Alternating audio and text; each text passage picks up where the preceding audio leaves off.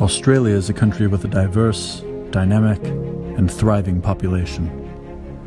As Oceania's preeminent military and economic juggernaut, its prosperity and stability has served as a siren call for some of the most disadvantaged and desperate among us.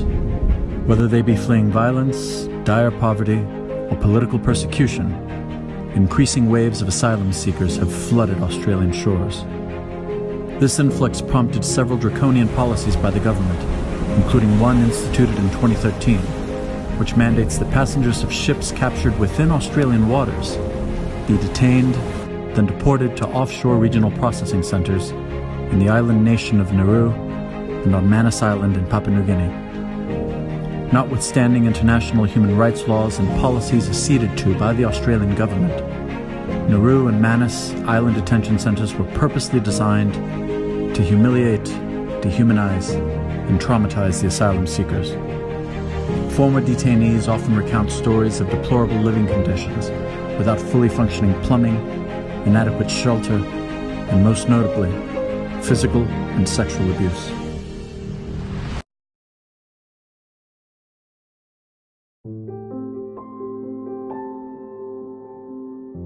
I came to Australia because I was desperate for safety.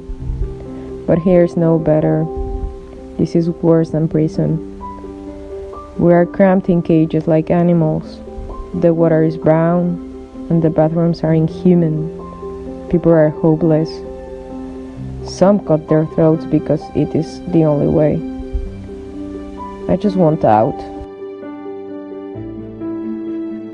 I escaped from Somalia, where I was detained by Al-Shabaab. I left everything, my wife, my 7 children, and my job as a high school teacher. I have unsuccessfully applied for a visa several times. I've lost hope. All I see is darkness. Although I was not rich, life in Somalia was better than here in detention center. I'm now ready to face dangers in Somalia than to die slowly here in detention. I went inside. Dogs came in too. Man took off all his clothes and showed me his private parts. I wet my pants and sold my pants. This is reason I left my country. This fear of rape. I see it happen to many. Then he said, I don't care, and hit my face very hard. He said, dogs will kill you if you don't suck my private part. Then I have no choice. While the dire circumstances of the refugees mustn't be understated, a recognition of their resilience, resolve, and heroism also serves as a source of inspiration.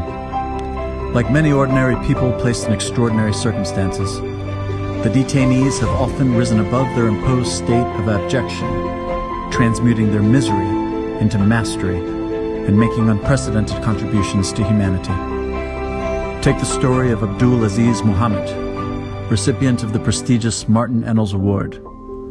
A Sudanese refugee who endured 6 years of unspeakable suffering at the Manus prison complex, he defiantly and courageously chronicled his experience, sending thousands of WhatsApp messages to a journalist who recounted them via podcast.